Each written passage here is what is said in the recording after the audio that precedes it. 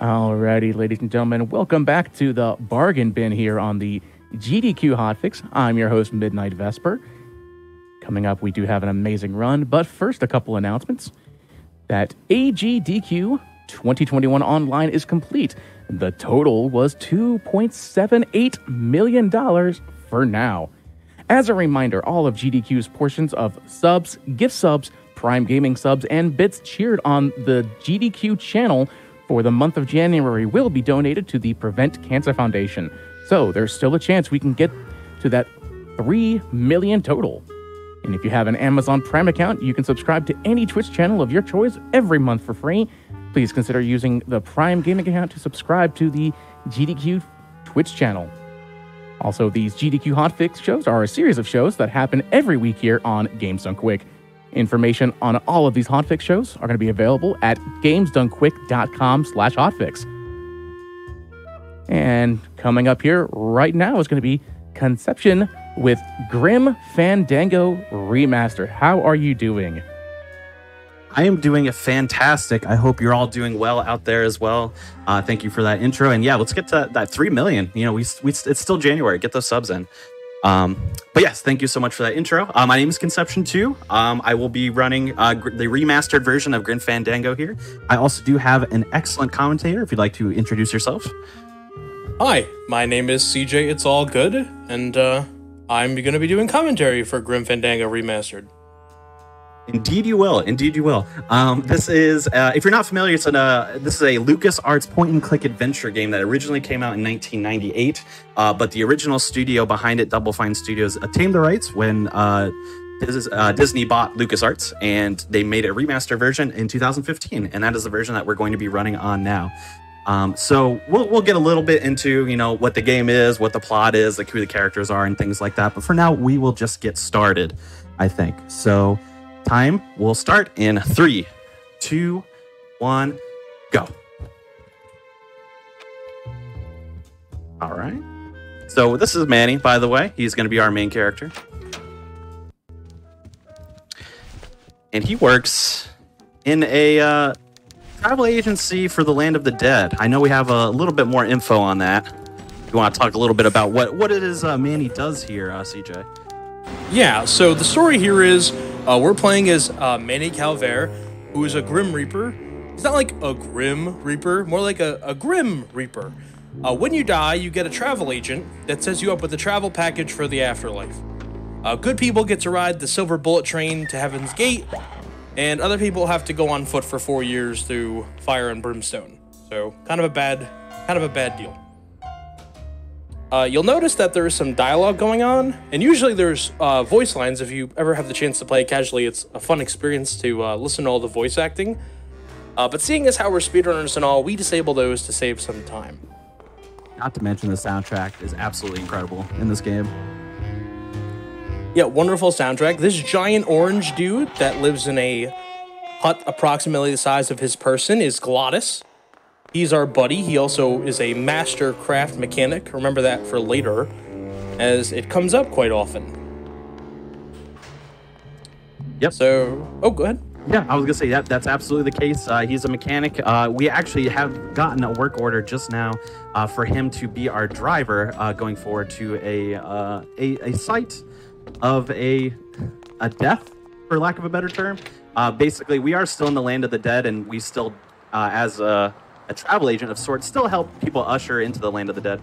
So we're trying to get Glottis basically the ability to drive us down.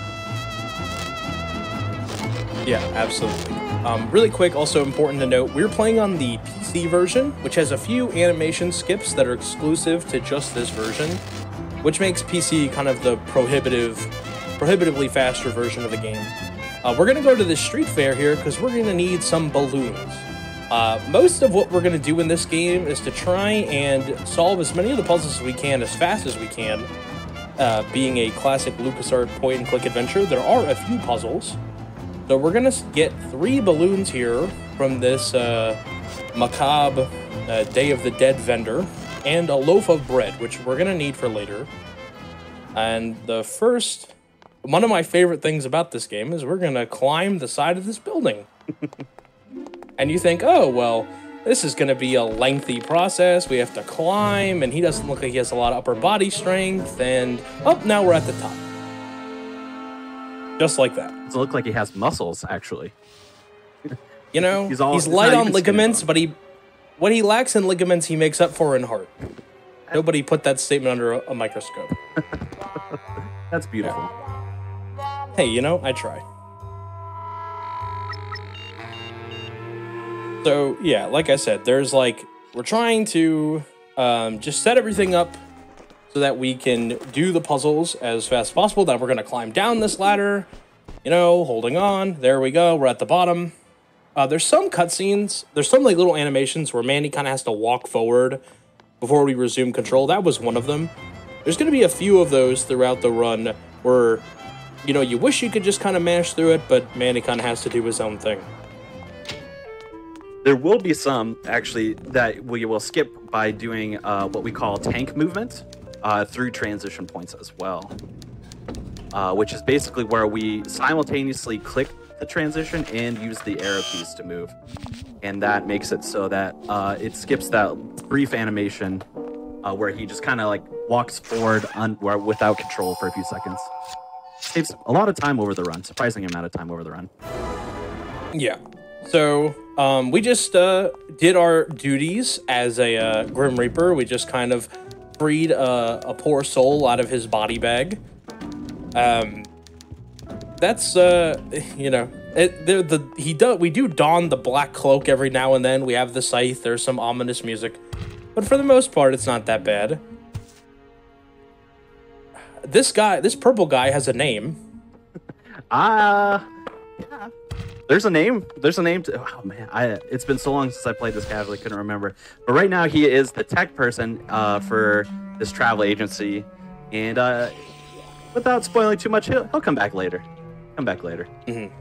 So you see these nozzles. These are filled with packing material, which we are going to take those balloons that we got from the street fair. We're gonna fill them up with some packing material and hold on to those for later. I think we grabbed 3 balloons and we filled 2 of them with packing material. Correct. So now we have... earlier, we snuck into our boss's office and put in a work order on the computer. Now we're going to go back to our office. You can see, like, they can hear, like, oh, there's a bunch of balloons under his jacket. And we're going to stick this non-phallic balloon full of packing material into the mnemonic mail tube. To try and get it nice and stuck. Yep. All right. There we go. Those little blip outs are all cutscenes, by the way. We any cutscene that we can skip, we will. Which is also why the PC is the optimal way to run it, because any console version has the ability to skip some cutscenes, but not nearly as many as PC. So even over the best time on PC, you know, the console times are going to be somewhere like 15 minutes behind or so. Oops. So we are going to use this fire extinguisher to... Missed the animation skip there, yeah. We missed it. Yeah, it's okay. So what normally happens there, what usually happens, is that you can skip that little animation skip by kind of getting the fire extinguisher stuck in the wall, it looks like. Instead there, we didn't hit it, so we had to put him out with the fire extinguisher, which is fine. We don't want anyone to burn to death in the mail sorting machine. But while he was distracted, we moved the lockout so that when he closes the door behind him, we can get back in there. So what is actually happening is, we mentioned that Manny's a travel agent. And Manny, the way that Manny is going to move on to his afterlife is by getting clients, getting souls, with the best travel package, right? So getting them on that silver bullet train right to Heaven's Gate. Unfortunately, Manny's, and the way that it's determined is based on, you know, how good of a person you were. So that's Meche. She was a really, really good person. She doesn't have the silver bullet train ticket. So Manny's been noticing that a lot of his clients don't have the good travel package. Also, unfortunately for Manny, he's in the travel agents union, which is not that good, and they've locked him in the work shed. That was Salvador, because every game filled with conspiracy has to have an underground resistance. Salvador is going to be our friend here in a little bit, but he frees us. And now we're on the outside looking in, right? They know that we're on to something. We don't know what we're on to yet, but we're going to sneak into I believe he's our coworker. We're going to sneak into Domino's office here. That's the name of our coworker. And we are going to grab a trophy from his desk, you know, taking away his personal accomplishments. And then we're going to take, I don't recommend anyone do this, we're going to take his mouth guard. A little grody, but it's just the thing that we need to solve one of these upcoming puzzles. Not as grody as you might think, considering that they probably don't have saliva, right? I would imagine not. Well, listen, you know, the laws of it's just all so inconsistent. The laws of what is included in the afterlife and isn't is vague. I think purposely so. So after all these antics, we are going to go up to the roof. And you're thinking, well, why do they have to go up to the roof? Well, the Resistance has to have a covert way of communicating. And what's more covert than a bunch of undead pigeons? So we're going to take the bread that we had earlier, we're going to get it all nice and dicey and crummy, and we're going to put our inflated balloon in this little bowl. So we have a nice little bowl we're going to feed the birds. Toppins to feed the birds. Some of the pigeons are going to get excited. They're going to think, oh no, we hit a balloon. Now they're all gone. And then you're thinking, well, have you ever tried to catch a pigeon? It's really hard. It's much easier to steal pigeon eggs and social engineer your own carrier pigeons. So we're going to make off with some of their eggs to raise up some pigeons. Yep, over time, you know, it'll pay off. It's a long-term investment. You know, it's one that eventually will pay off. I don't know the maturity age for, you know, New York City pigeons, or wherever we are, I suppose. But, you know, it's got to be some denomination of time. Yeah, so we're going to go back to the work shed, and we're going to fill the Domino's mouth guard with Philodent, because Manny's been locked out of his computer, well, not really. You need to have some kind of, like, you know, denture, what is it called? Some kind of the teeth DNA check. Evidence, yeah. Yeah. Some proof that it's you know, they have some kind of mouth scan, you know? So he's going to use his teeth to check the system. And this is the, big boned, we'll call her, Resistance Lady.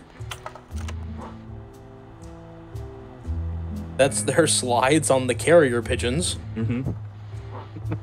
Never looked into that. The dead pigeons is really... Alright, so now obviously we're on the run, right? We're on the lam. We can't stay at the travel agency. Right? That's just... Of course we can't. The Glottis, he's kind of out of commission right now, but he's going to help us. You know, he's got this really cool rocket car. You know, it's going to be good. This is a good time to mention that the run is broken up into 4 separate years, all taking place on November 2nd. So in those 4 years, we're going to be trying to track down Meche the entire time. So Meche got the bad travel package. We know it's an injustice. We're going to follow her because we're trying to rectify the fact that she got gypped on the 4-year walk, right? So we're trying to chase after her. In year 1, we are in the city, we're at the travel agency, and then we're in this kind of like robot forest thing. You know, I like the collapsible scythe thing. That's a nice touch. Yeah, very handy. Very handy. It's very foldy. Oh, by the way, we should mention the reason why Glottis is out of commission is because he got so stressed about being lost in the woods that he ripped his own heart out and threw it. Oh. Which is what we just retrieved. And you might have also noticed that the heart was a little bit strange looking. It had like valves on it, and not like heart valves, like car valves, like oil valves, things like that. And that is because, as we mentioned, Glottis is a demon. He is specifically a speed demon. That is what he is. That is what he is. I really like which makes like speedrun perfect, the obviously. Of course. So this is the first RNG thing for every section kind of has one major RNG thing. And this section has this robot tree looking gizmo. So it's in the way. We have to go this way, right? This tree is blocking our way. So Glottis gonna try and be a bro. He's gonna try and be our pal. And he's gonna try and take the tree down. He's got ups, he can jump. He doesn't skip leg day. You know, it's not gonna work out great for him. And so we need this thing. Yeah, he's kind of doing the whirly bird. He's pizzaing when he should have french fried. So we're gonna need to use this wheelbarrow to go over these little lines on the ground, and that's gonna loosen these gears on the sides of the tree. So depending on if you get a good cycle or not, this can be pretty quick. This can be not that quick. You know, you're trying to get the tree to get all wobbly so that it'll fall down. There we go. And there we go. Yeah. So not a really great one, unfortunately. But that's marathons for you. Hey, listen, it happens to the best of us. Yep. And the rest of us. I did have one quick question. You might have noticed, yeah, when we took off in the car originally, Glottis, being the speed demon that he is, kind of took off, crashed immediately into the sign, which loosened it up for us for this next little puzzle. You had a question? Yeah, I was just curious, considering this is like a point-and-click style game. How hard was it for you to actually learn like that particular style versus either like a keyboard mouse style or using a controller or anything like that? Well, for this one specifically, so it is a point-and-click adventure game. There's actually a deceptive amount of speed tech that goes into this run. You might think like, oh, it's just about finishing the game from beginning to end as fast as possible. But this game is filled with these little like glitches, animation skips, and things like that. So it's less so about learning the routing and more so about learning when in the route are you able to do these animation skips, these glides, which we haven't talked about yet, but we'll talk about here shortly, and these little hammer through transition points, because sometimes it works, sometimes it doesn't. Sometimes it'll cause you, like I actually just tried to hammer through this transition and I got frozen there for a second. Sometimes it will just cause you to like soft lock for a moment until you regain control. So it's more so about you learning when to optimize using the keys, less so about learning the route, because you played the game, you kind of realize what you're doing. Right. So now we're at the part of the Forbidden Forest. All Forbidden Forests have, of course, flaming beavers. So to solve a puzzle earlier, we grabbed some bones. And we're going to get these flaming beavers to jump into the river of tar so that they can keep working on their dam, and they're going to go plunk. And then we're going to throw the bone, the beaver is going to get in position, and we're going to hose down another one. Yeah, it's fun to know. I actually just learned this in the last day or two. There's actually a tiny bit of RNG that comes with these fire beavers. Which is they can just choose to take a long time to get up to the rock where they jump, or they can do it a little bit faster. I think the most optimized versus the least optimized, say, wastes like 3 seconds or so. But I never really realized that, because the split also has a point of RNG in it as well, so I just assume any time loss comes from that little, that tree farm that we were at before. But you can see right there, that beaver had a little bit of a hard time getting up the rock there. So that was a little bit slower than optimal. How could this happen to me? I know. So, I don't know why they need those specific 3 bones. It seems like their dam is doing just fine. But, it's like the #1 sin of capitalism. You want the bone you don't have. That's true. They always wanted what they couldn't have. So we're going to jump off the cliff really quick. This is Rudakaba. And this is like a little diner, a nice little quaint diner. You spend it like a year of your life walking, and you get to come here. You get to have like whatever, like a hot dog or something, a hot dog and a cup of coffee. This is Celso. He also got a bad travel package. He wasn't as good as Meche, but he didn't deserve to walk. One of the things in the game that you kind of learn is that some people get disillusioned by the 4-year-long walk. and they never actually make it. They just decide, oh, I'm never going to get there. I'm just going to take a job doing something, right? So now this poor guy is mopping the floor of the diner in Rudakaba, right? So we're going to go talk to the captain here. And,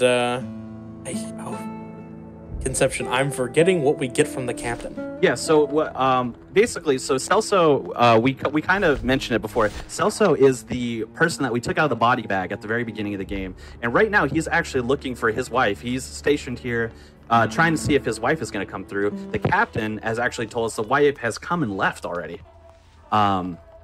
So what we are showing Celso here now is proof that his wife has not only come here, but has also left, which is why Celso takes off. He's going to go look for his wife, which leaves us in charge of the diner. He tells us to take his job mopping the carpet. Yep, and that is the end of year 1. Yeah, so this is year 2. Rudakaba looking a lot different. Manny is he's more industrious than Celso, right? Where Celso saw a carpet to be mopped, we saw an opportunity to be gained. So we have taken this ragtag, jackboot diner, and we've turned it into a little casino. It has its own code clerk, Glottis plays the piano, it's a whole thing. So this is exactly what I was talking about there. So what I just did by accident is I fat-fingered one of my inventory keys, and I was doing it right at a transition point, which when you do that, it sometimes prevents you from transitioning into the next scene. I was holding forward to go on, but the game was just preventing me from doing it. So that's kind of what it comes down to. Is just learning when these transition points are going to be important, and then not doing them with the proper amount of time, because if not, actually I just did it again for the second time in a row. The game will not let you transition unless you walk away and kind of reload the transition point. Wastes a lot of Conception, I believe in you. Yeah. It wastes time over the run to do that. But otherwise, it's over. I would say there's probably maybe 45 seconds of transitions over the run, so it's always worth doing. But if you mess up, it's still going to save you time over the course. So it's not the end of the world. This is one of my favorite set pieces in the game. Is this little slam poetry club? It looks like the blue casket. Yep. If you play the game casually, you can actually do some performing and singing with Manny up on the stage. Obviously, it does not matter for us. It's just more for fun. So we're kind of waiting here because we're we got ahead of Meche. Meche will come here, and then we'll group up with Meche, and then we'll go from there. So that's what we're waiting to do. Nice slide down the railing. Classic. For points. Love that. All right, this less than reputable character. His name is Charlie. He deals in counterfeit. So he's gonna make some maritime union cards for us. For a price, because he's got skin in the game. He's got to have his taste. We have to go get his suitcase from a neighboring casino. And when we say neighboring, there's a much larger casino directly next to our littler casino.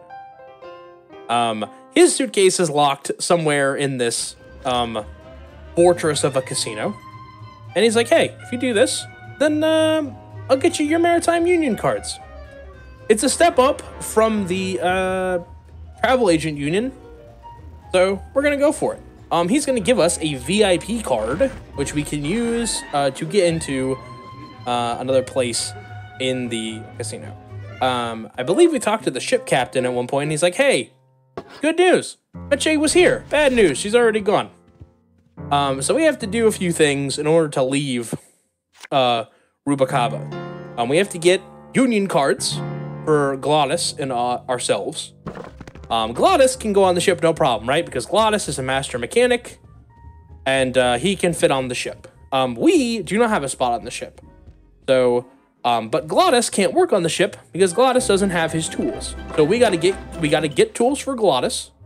Then we have to get maritime union cards. Then we have to find a way to get ourselves on the ship, which we'll get to in a little bit.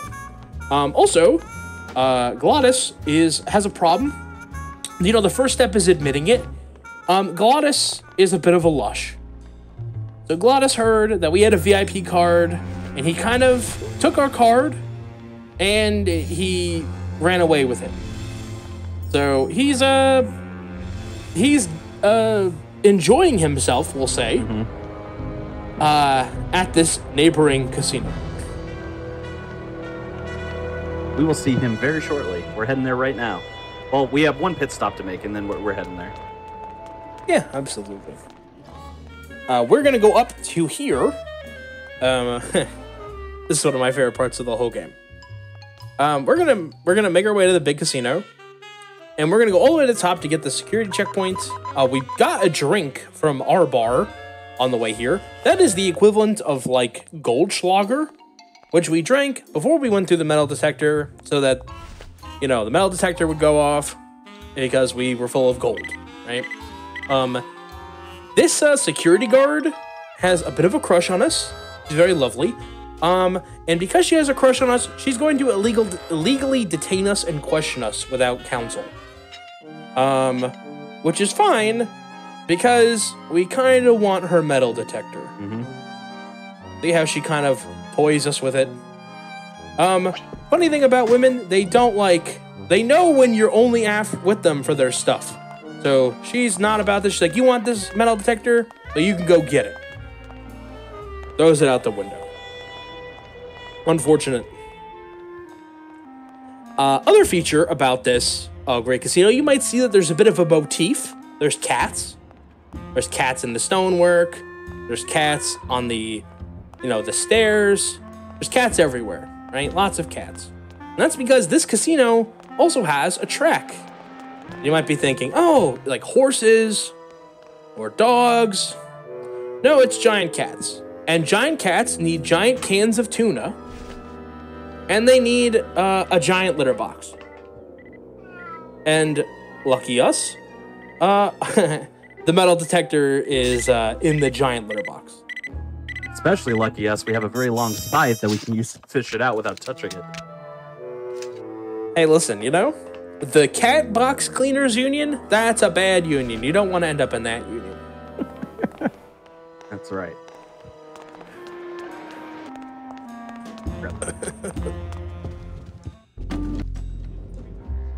My goodness. All right. And then, there's Glottis. Yep, the Glottis We up found there him. enjoying himself.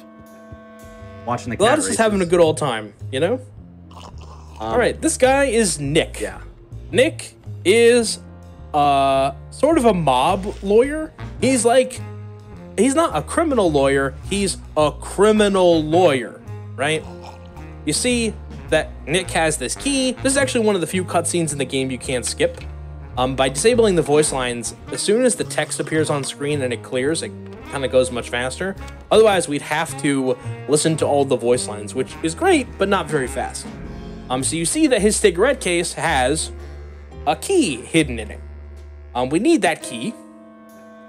So after this lengthy cutscene, he's regaling us with tales of his litigation history. I mean, he's a great lawyer, right? His clients are not doing any hard time. He's also kind of a jerk. He's not a great person. He probably got the 4 years on foot, and yeah, he's all good, man. Yeah. And it's exactly like you were talking about before. Some people are content in not crossing over. So instead of taking that 4-year journey, even if they were, bad in life, they don't have to do that. They can just stay in this land of the dead area, and just, kind of do whatever they want, be a mob lawyer. Yeah, there's nothing stopping you from, really making the afterlife your own. He died as he lived, as some might say. You see this big green guy? He's rolling away the empty casks. So Glottis is upstairs. He's having his-self a good time. You're here for a good time, not a long time. Or in Glottis's case, maybe a long time and a good time. So we're gonna open this closet here, this pantry-esque area. And when Glottis's waiter comes back, Glottis's waiter is exacerbated. The waiters union, as we're going to find out, is way low on the tier list because we're going to lock the waiter in this pantry and then we're going to board it up with the scythe. Poor guy already had a rough night. He's not getting tipped well by Glottis. Glottis is kind of putting this on the cuff. You know, he's running a tab. And Glottis is actually going to get really frustrated that the waiter's not coming back. And he's going to be like, I'm going to drink myself another cask. I'm going to go get it myself. So we just skipped the whole cutscene there. But Glottis comes. He drinks the whole cask. We cut the top off the cask, hide in it. The guy comes back. He rolls us away. And now we're deeper into the casino. And now we have a forklift. Forklift is very important. And this is one of the weirdest parts of the run in terms of consistency. It's mostly consistent what we have to do here, but for some reason, sometimes I will just get blocked, and I'll let CJ kind of explain what I'm doing here, but... Yes, so Conception needs to focus. So what we're trying to do is we have to line the forklift up, and we're trying to get it so that we get stuck between floors. There's like a secret passage between floors. You can only get the forklift stuck while you're going up, not when you're going down. So if we missed this just now, we would have to go all the way back up and then go down and then go back up again. But he got it there, which was good. And this is the secret passage where they keep all of their high-valued contraband. Notice there's nothing else in this room. And so we're like, hey, what's in there? It's a bunch of first-class silver bullet train tickets. Wowie zowie. And we're like, oh, this solves our problem. Except, no, Charlie's got a gun. So Charlie double-crossed us. If you're wondering how a skeleton is going to get shot to death, it actually comes up a lot in the rest of the game, but that is a fertilizer gun. So we're literally going to take a dirt nap if we get shot with one of those bad boys. It's going to turn us into floral arrangements, we'll say. I think in the previous run I commentated with you, I called them bushes. Yep. And that was not an apt description of what happens. So Charlie's gonna make off with his suitcase, but you know what? There is some honor among thieves. He gives us the Maritime Union cards. Now we're gonna go back to our lovely, just terrific security guard friend, and we're gonna be like, hey, can you blow up this cigarette case? Yeah, this part, I never understood this. I never understood this. So I think the premise is that, you know, if there was worry that there was a bomb, you would put that in there so it could explode safely. However, the cigarette case is not a bomb. We just want it exploded. So she basically put it in some kind of bomb chamber. So she has a chamber underground here that just explodes for some reason. I don't know what security, what security would need with that beyond it, specifically this. I kind of thought that was a Roomba. I know that it's like different time and stuff like that, but hey, maybe the Land of the Dead were they were a little bit ahead of times. Who knows? What it lacks in suction, it makes up in blowing stuff up. So yeah. You know, it's like a Roomba in that it has none of the qualities of a Roomba. But I wish it were a Roomba. That would be a much better narrative element, in my opinion. We have this turkey baster that we made off with. We're gonna get some conspicuous brown liquid from the sink there. We're gonna hold on to that, tuck that in our back pocket. And now we're gonna talk to the worker bees. If you felt like if any of the unions were... Oh, no, we're not talking to the worker bees. We're going to the lighthouse. Yeah, after the lighthouse. We're going to the lighthouse. Right? The lighthouse is important. You won't really get to see why, but it is. No, it was... What we did in there was so important, we just couldn't show you. We didn't have time. Now we're going to talk to the worker bees. Listen, worker bees, you have been oppressed for too long. It's time that the man knew what he had coming to him. It's time for y'all to go on strike. And the idea is, if they're striking, then they won't need their tools anymore. Which, as we've established, this game, lots of conspiracy, lots of cover-up. You know, they don't do everything by the rules. And instead, they get locked up in the Who Scow.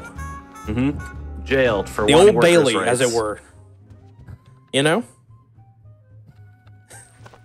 As someone corrected me, the official term is that you get sprouted Yes, that's when you correct. get shot with these guns. That is the technical term. So you get sprouted when you get shot by fertilizer. But I think the picture is better painted by saying dirt nap. We unfortunately, our friend here is this is the one that's been shot. She's been sprouted. No. So that cutscene at the lighthouse was when Yes. somebody would have been sprouted, and her name. Oh, what's her name? Starts with an L. It's so important we forgot. Yeah. So basically, what she was to the story was that she was a lover of Nick's. In the Lola? past. Lola. Thank you. That's what it is. She was a lover of Nick's in the past, and she was Nick has taken another lover named Olivia, who is the casino head's girlfriend, basically. And what Lola's job was to be a photographer here at the Blue Casket. So she took a picture of Nick and Olivia smooching, and she wanted to show that to Max so that Max and Nick would, their relationship would be fraught with strife.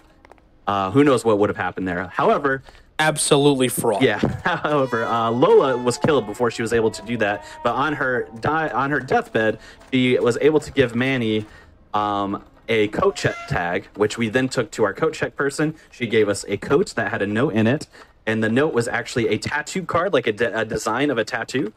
And now what we're doing is we're going into the tattoo shop to see what that's all about. Steve wanted me to remind you to not mess up the tattoo. Yeah, I tend to do this part out of order by accident, but I did it in order already. We're good. I believe in you. We're already good. So this big surly guy, he's like, I'm getting a tattoo, and I'm so tough. Oh no, I'm scared. And so he's like, give me that beer. I'm gonna drink the beer, and then we're gonna squirt some awful brown sink water in there. He's gonna be like, I need another one, and all right, no, I'm passed out now. Poisoned. Poison. Listen, I don't know what they put in that sink, but I don't think it was enough to poison the guy. I think the man can't handle his liquor or his sink water, one or the other. Or both. So he's asleep. He's out for the count for now. And the tattoo guy calls the sea captain and is like, all right, listen, your boy's here. He's unconscious. Don't worry, I'll make sure he shows up to work. So our plan was, we'll knock him out.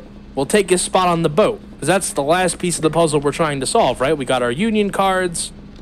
Oh no, we haven't gotten the tools yet, but we're solving for things, right? Yep. We're getting things in motion. That's the story of this game, is being in motion. And then this up to takes the longest out of the 4 years. Year 2, I guess, is the more appropriate way to say it. Yeah. Manny's head's gone. Yep. Weird visual glitch. No other reason. Okay, I'm glad I wasn't the only one that saw that. I was like, wait, what? Yeah. That happens a few times in the runs. For some reason, sometimes people's heads will just disappear.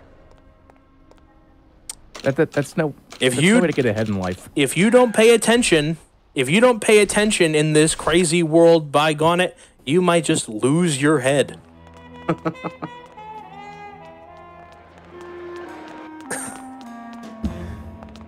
All right, so what we did just there, so I used a betting machine. We actually got it from Charlie all the way at the beginning of year 2 in order to print a betting slip. So by nature, the game wants you to figure out some lore here, to figure out what exact betting slip to put in here. Luckily for us, it's the same every time. So I don't have to go through all the lore, investigate, figure out what the code is supposed to be. I know the code. I just punch the code in and get the slip. Right. There was another section like that in the first year, which we forgot to talk about, but there's one of those things, I think, in almost every year. Like, it's meant to be this long tangent where you go off, do something, learn, come back, but it's always the same. Also, the thing that we got there, so we had the fake betting slip, and what we got back was a scandalous photo of Nick And Olivia. with the casino manager's daughter, or girlfriend. Yeah. So we are going to blackmail the criminal lawyer into representing our worker bee friends. Now they're going to be like, this is an unjust and unfair world. We're out of here. Peace. And now we have their tools that we can give to Glottis. So we've got our union cards. We're also going to punch Nick. You know? All right, he deserves it. Don't have to worry about bruising. Just broken bones. Concussions. Hey, listen. Just broken bones. That's right. He's going to sulk off, you know? And this section in particular has a lot of walking. This one has a lot more walking. This is the morgue. This is the mortician. You can see 2 people have been sprouted. You know, I guess in lieu of flowers, send money to the families of the deceased. Yep. I'm proud of that one. In lieu of flowers, can't take that one away from me. Flowers.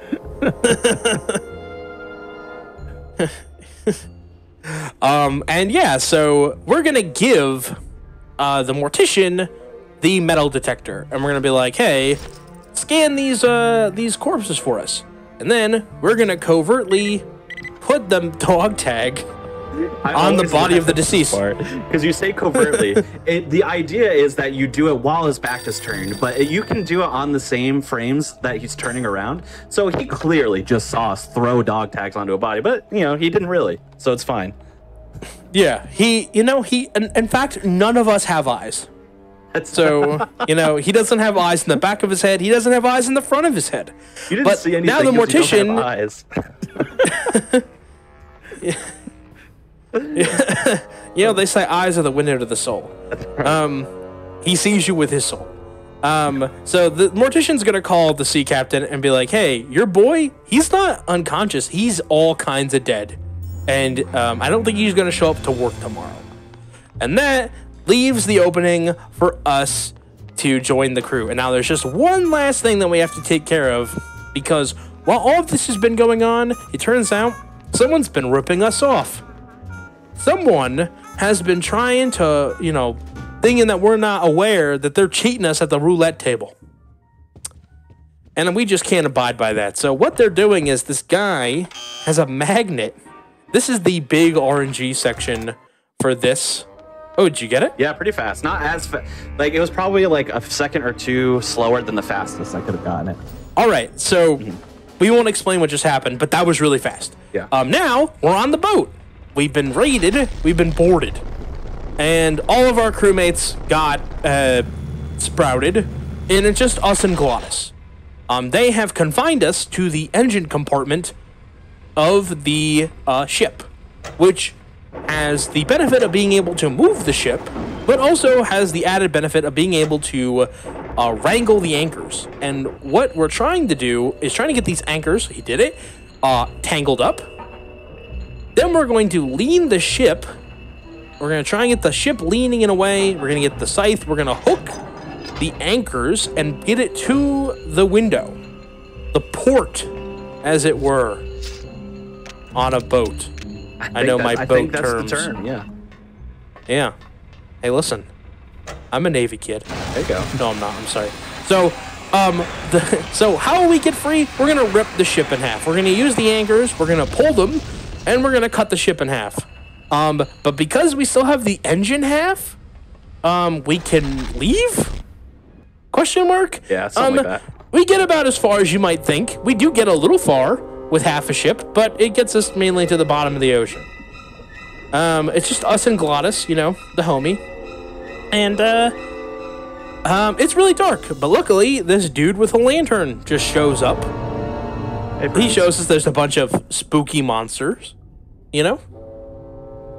And, so... I like that he sings This Little Light of Mine. Oh, it's so good when... So what can happen here, which you won't see because we can set it up very consistently. So if for whatever reason you misclicked or you do not click on him to get the lantern before he starts going around, he then goes around the back of the ship, walks around for like 45 seconds, all the way around the scene, basically. Sings the song the whole time. So you get a nice little rendition of the song. Oh. He was hoisted by his own petard, and we hoisted him by his antenna for his lantern to navigate us to this area. Very good. This octopus is in on the conspiracy. He has dragged another ship down. Think of it like the Kraken, but it's some kind of... Yeah, he's an octopus, I think. So yeah, he's dragged this ship down. It doesn't help us get any closer to the ship, but, you know, we got the lantern guy. The octopus wishes he had a little light like that. Yeah. Man, he's really into that lantern. All right, so dry land. The edge of the world. Edge of the world. It's a Johnny Depp plot. So this is like, how do I say this? This is like a prison camp. I like that now we're swimming, right? Before we were walking and now we have to... Yeah, I guess we can turn it on and off. I don't know. Gravity. What's that? Who sings that song? Never mind. John Mayer? Yes. I was going to say there's also the Defying Gravity from Wicked. Oh, yeah, very good. Yes. Very good. Both are excellent. Ooh, I like this. I like this conversation we're having. All right, so we're going to talk to these poor children who are in a cage, and they're going to give us a little pick. Yes, they're going to give us this tiny little pick, and, you know, some birds are not meant to be caged, but unfortunately, we're not going to do anything to help either of them right now. Oop, come on. Sorry, kids. That I pick believe is so in you. small, it's hard to hit. Yeah. So that'll be important for later. It's a prison camp, so we have to do lots of trading. You know, you've heard about trading cigarettes or stamps in prison. Well, we need whatever we can get our hands on. So we have this little pick, and then, ooh, there's Meche. And so what we need is we need her stocking. And the way that we're going to do that is by getting her to put her ashes on her own leg. This is the saucy cutscene that some people look forward to. Important to note as well, this is the RNG point of year 3, and I got the fastest cycle that you could get there. That was pretty good. Yeah, we like that. You know? Hey, listen, I only mention the RNG when you don't do well. Otherwise, it's just you acing it, you know? Yeah, so first RNG sequence didn't go great, but second and third went really well, so that's pretty good. And those are the two that really can cost you the most amount of time. Wait, he wasn't swimming there. So we're gonna go to our friend the Lantern, who's already provided us with so much. He has this drill, and he's gonna trade us his pick. Sorry, we're gonna trade the little tiny pick that the little angels were using for his big drill. Then we're gonna give him her stocking in exchange for A gun. a gun Yes. with no bullets. No So bullets. we have a gun with no ammo. Yeah. And a drill, which to me makes me think that the Lantern guy is a bit of a pervert. So in the story, it's very clear that he doesn't care who they were from. It's about the quality of the stockings themselves.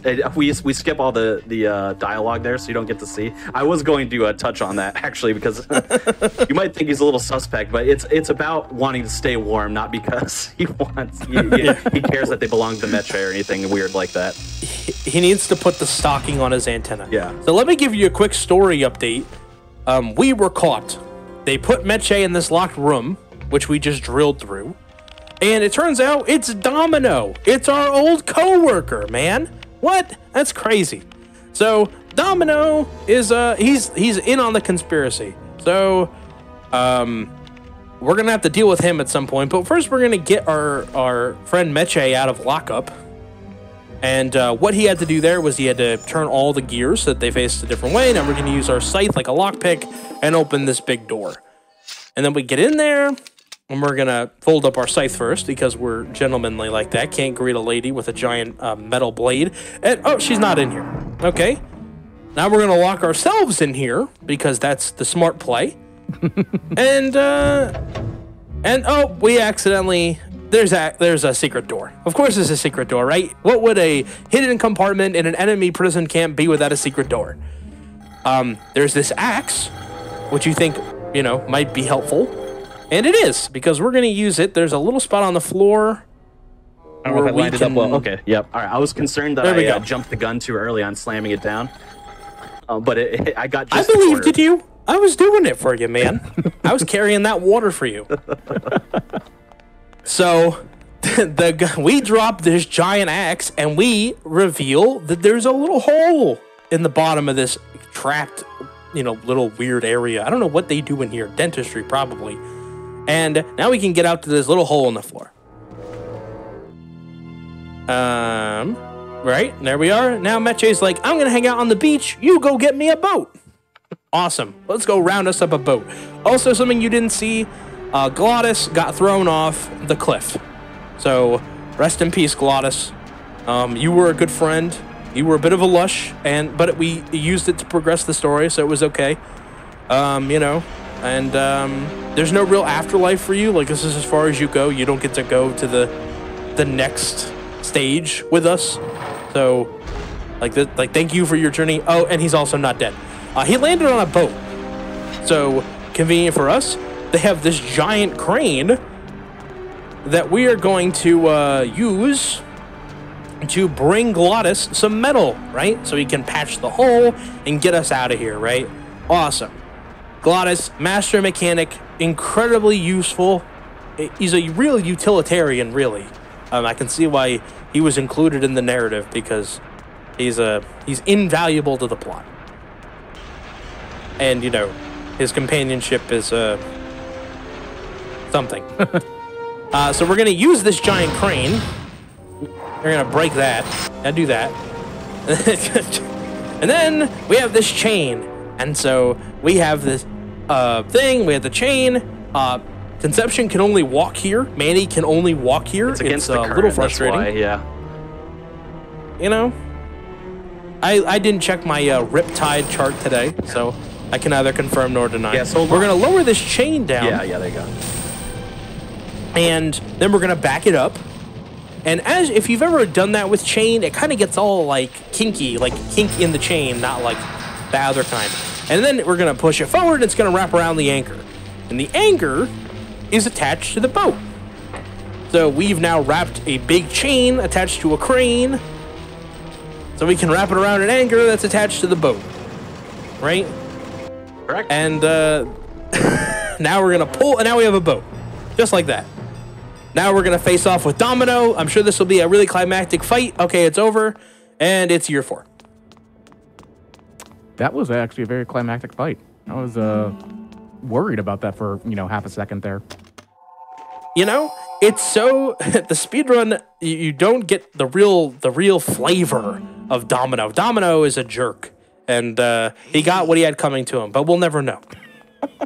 Now we're in year 4, and year 4, we get there and we're like, there's widespread corruption in the bureaucracy. We say to the bureaucrats, and they say, we believe you.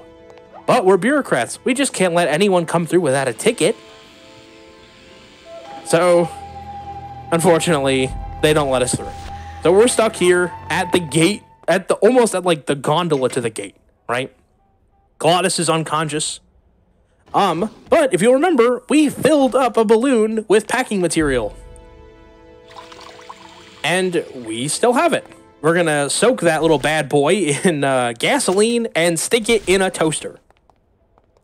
Yeah, so more specifically, what happens there is the packing material in year 1 that we use to jam up the mail machine. What that packing material is used for is to fill it with coffins. Like, you put it inside coffins so that you can ship these bodies to where they need to go.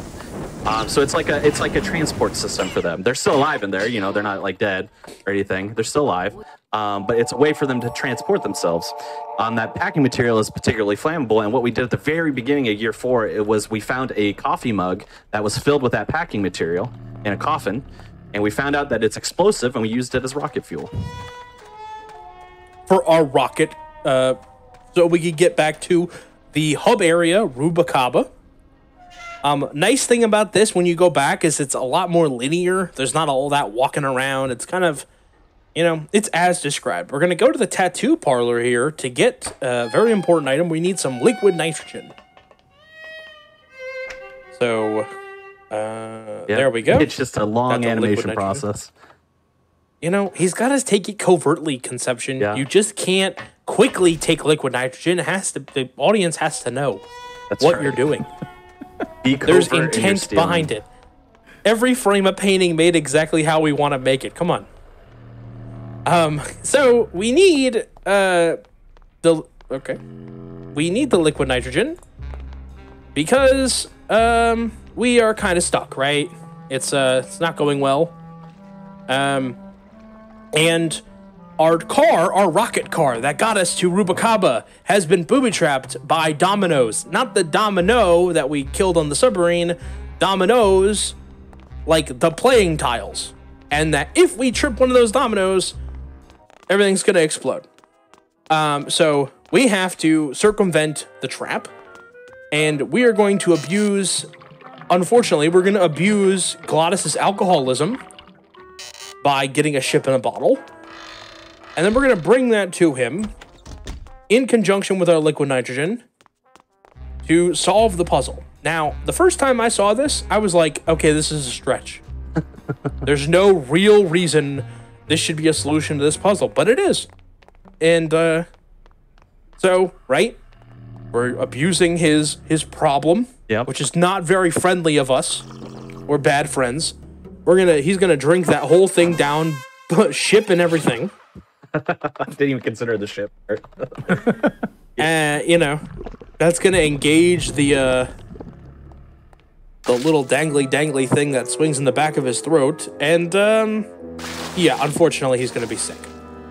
Demon vomit has a very it's very viscous and it's very consistent, and it spreads evenly like gravy on the back of a spoon. The reason I'm giving you such a clear description is because it coated the floor perfectly and didn't knock any of the dominoes over. Now we're gonna engage our liquid nitrogen, and that lets us walk on the ice and disengage the bomb. Or no, maybe we activate the bomb, but we're out of there. Engage the rocket car. Engage the rocket car. Yep.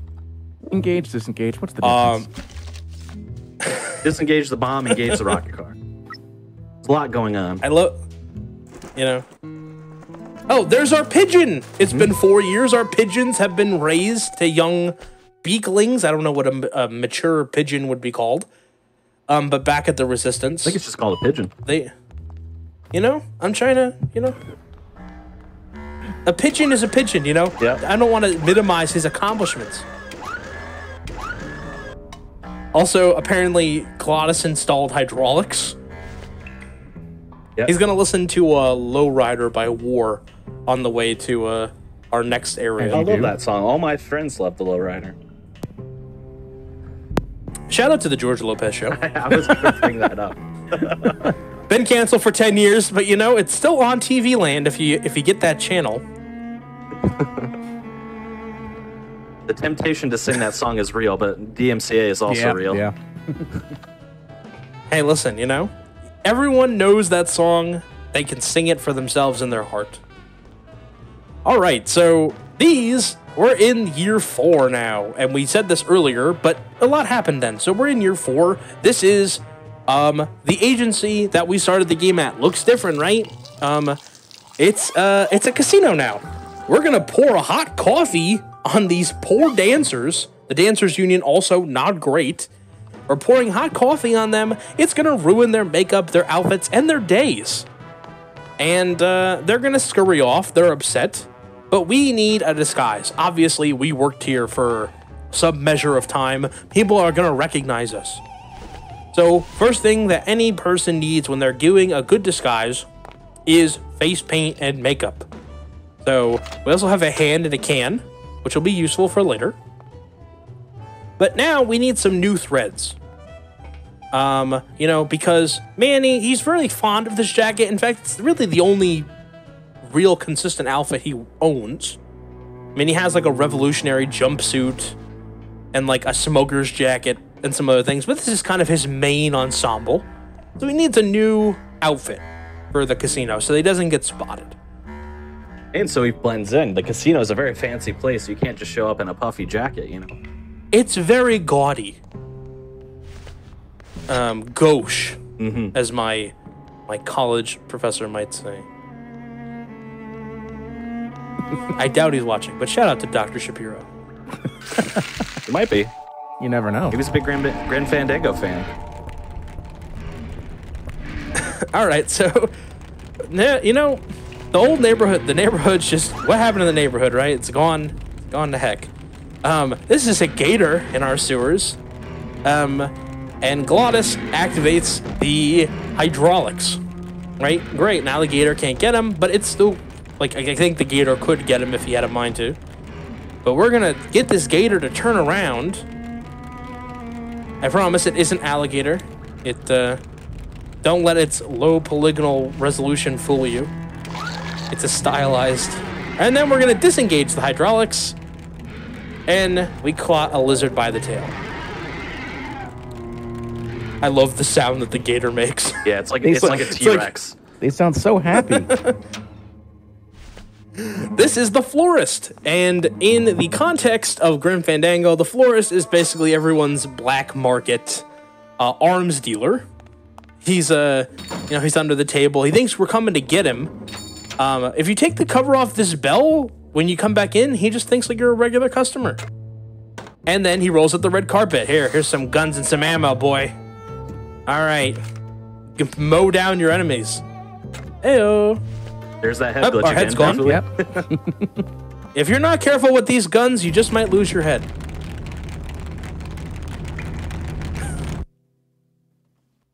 All right. So now, we got our face painted. We got our weapon. We should also mention the reason why we're all the way back here is to take down the leader of this this mob, this underground conspiracy to take people's afterlife tickets away, and his name is Hector Lamans, who has taken over this travel agency since we were last here 4 years ago.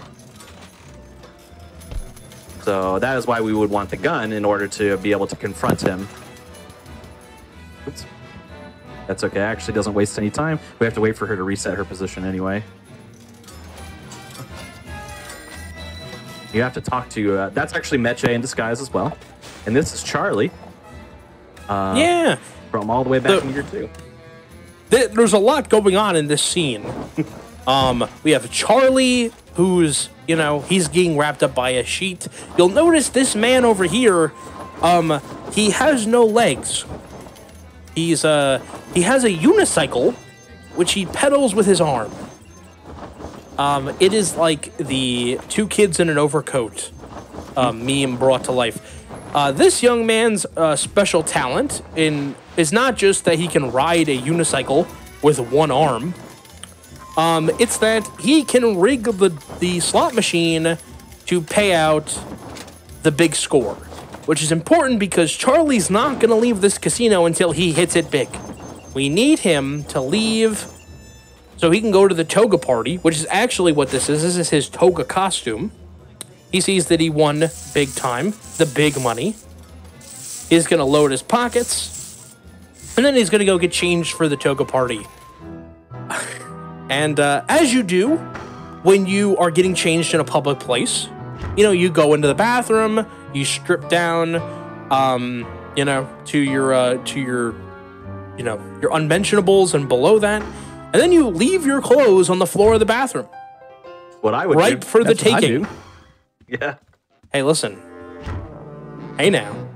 And now we have a fancy new suit. And luckily, even though Charlie's only 3 feet tall, he's just our size. All right, we're flying off the cuff here. Okay, I'm gonna take a guess. So we have, this is a RNG section of the run. This guy is like, hey, if you know Hector Lamans, why don't you tell me something about him that only someone that knows him would know? And so what you're supposed to do is you're supposed to match a number on the bingo board, and then he'll ask you a question, and then a number is either going to be there or not be there. The first time that you do it, there's like a dozen numbers there. The second time you do it, there's like 1 or 2. So, really easy to do it the second time. But he did miss it the first time. Not only did I miss it the first time, I accidentally mashed too fast, so I didn't even get a chance to look at the board, which is what happened. I accidentally overmatched my text. I went past the board, so I didn't even see the numbers to begin with. So I just took a wild guess, and I was wrong. It happens. It happens to the best of us. Yeah. I believe in you, Conception. We're gonna finish strong here. Yeah. So the best possible RNG on those bingo boards, by the way, is if we got the answer was 1 through 4. because in addition to trying to figure out what the number is, if it was say 30 or something, you have to scroll to 30 as well, which takes a while. Now we're on the roof. We're in our cloak because this is a spec ops mission. We got to be low key, and we're going to use this grinder to grind up the hand that we had in a can, and then. Are you pouring the fertilizer on it? Yeah, so it's the same ammo we would use in the gun, but it's just the ammo. And when, as it would when we're being sprouted, the fertilizer with bone combination has a unique reaction. So basically, we just sprouted the sign, for lack of a better. Now we're at the last area of the game. This is the greenhouse. So Hector LeMans is holed up here in this greenhouse. As you can imagine, a greenhouse is the equivalent of like an armory. He's got fertilizer for days. So we're gonna go up here, and we're gonna call him out to a showdown at the OK Corral, and we're gonna get sprouted. The end is near, so we're not gonna go quietly into that long goodnight though, because we still have some liquid nitrogen. So we shoot ourselves in the chest, pull the flower out before it spreads too far, and now we're gonna make our way back to the car. The only thing that really kind of stinks about this section is you got to walk all the way up to the greenhouse and you have to walk all the way back to the car. That's Salvador. Salvador is just ahead now. He got sprouted. And they buried his body. And they buried it behind the greenhouse. I believe that it's in the same spot every time. What you're meant to do is this ticket is mortally bound to him. That's his ticket. So what you're supposed to do is follow the ticket up the hill to where the body is, right? Mm-hmm. But because it's in the same spot every time, we're just going to go right to where we know that it is, and we're going to dig him up. There is a weird bug that happens sometimes that if you go directly to the spot, the ticket won't leave your hand. Luckily, we didn't get it. But sometimes you have to re-enter and come back in a few times before it will navigate to where the body is. But we didn't have that, thankfully, this time. Weird animation glitch here as well. We have his body, and we needed his body, because he has the key. We need the key. Yeah. Yes, we need the key to the trunk. A lot of up and down. So we went up there, we came back down. We went up, came back down. We're gonna go back up again. Spoiler alert. Yeah, one more for the Gipper. But a time is coming up pretty soon. Yeah, so what's in the trunk is actually a gun and some ammo. So, you're thinking, oh, we're going to go back up there, we're going to show Hector what for. We totally could do that, but remember, we've already lost to Hector in a shootout. He's up there, it's his home court advantage. He's got ammo for days. So we are thinking smart, not hard. We're going to shoot fertilizer at this tank, which leads into the greenhouse. That's going to put some fertilizer fumes Time is in coming there. up very shortly on my last input here, so get ready. And this is what happens when you fill a greenhouse full of fertilizer fumes. There it is. Yeah, so time ended on that last input there, so we got a little bit of a cutscene action. But just so you can see what happens to Hector there, filled with greenhouse fumes, it ends up just straight up exploding, sprouting into non-existence, basically. But yeah, that is Grim Fandango. That was on my end at least a 106.14, which is only less than 30 seconds away from my PB. So that's pretty good, all things considered. We even had some gold splits in there, so nice. Pretty happy with that. Yeah, not too bad, not too shabby at all. Yeah. But I'll just do a couple of quick shout outs. I know this has been an excellent bargain bin showcase with all three of these games. Has been really great. So I just wanted to thank GDQ for having me on, and Vesper as well for thanking me in the show here. This is an excellent game, as you know, to go along with the mission of what the bargain bin is: speedrunning games that are affordable and easy to access. This game is on, as I mentioned, pretty much every console. It's now on Xbox, just came on Xbox in October. It is on the Switch, it's on PlayStation, and it is on PC. So you can access it freely. It should never be more than roughly $15. $10, and it's on sale often. So you can always jump in and speedrun this game. Very accessible if you're interested in it. We actually don't have like a Discord server yet. It's a somewhat, there's enough leaderboards runs on there, but we're going to get a server up and running soon with some resources. So if you're interested in running the game for now, feel free to just reach out to me. I'll be happy to give you a hand. And yeah, so thank you for GDQ. Thank you for commentating for me, CJ, as well. The banter is always lovely. If you have anything you'd like to shout out. No, I mean, I think you should watch Conception. He does a lot of really cool streams. He does a lot of cool games like Grim Fandango, and I don't think you'll regret it. I think it's a really fun and relaxed time. So, like you said earlier, if people wanted to reach out and say, like, oh, reach out to you, where would be the best place? Like your Twitch, for example. Yeah, so Twitch, I'm twitch.tv/conception2, pretty simple there. If you'd like, you can also reach out to me on Twitter, which my tag is conception_2 there. You can reach out there, and then you can always just visit the speedrun.com page of this, which I believe it's speedrun.com/ I believe it's GF Remastered, but if you just search Grim Fandango Remastered, you'll find it on there. And there is, within the runs themselves and the notes of the leaderboard runs, some very useful notes in order for you to get started on running the game as well. But until we get that server up and running, I'm happy to answer questions or, give you tips on how to progress in the speedrun. All right, well, thank you all so much. It's been, I love the aesthetic, and I always love anything that's from LucasArts. But that will do it for the bargain bin. We do have a couple of quick announcements, but we're not done with the entire stream, just so you all know. If you missed any runs from Awesome Games Done Quick 2021 online, or if you want to watch any of the previous Hotfix shows, you can go to youtube.com/gamesdonequick and check out an archive of all the live shows we have there. Don't forget, tomorrow is the first step with J. Hobson Kieseron, starting at 7 p.m. Eastern, always good. And like I said, we're not done here. Coming up right here in a little bit is actually going to be speedruns from the crypt, showcasing all things spoopy. So if you like the spoopy aesthetic that was Grim Fandango, yeah, what a great transition. We're going to have more spoopy things coming up here in just a second. And with that, we are going to take a small break. We can play some ads, let you all kind of get up, stretch around for a little bit, get some liquids, some hydration, everything along those lines. And we're going to continue on with the spoopy trend with speedruns from the crypt. We'll be right back. Thank you all for watching.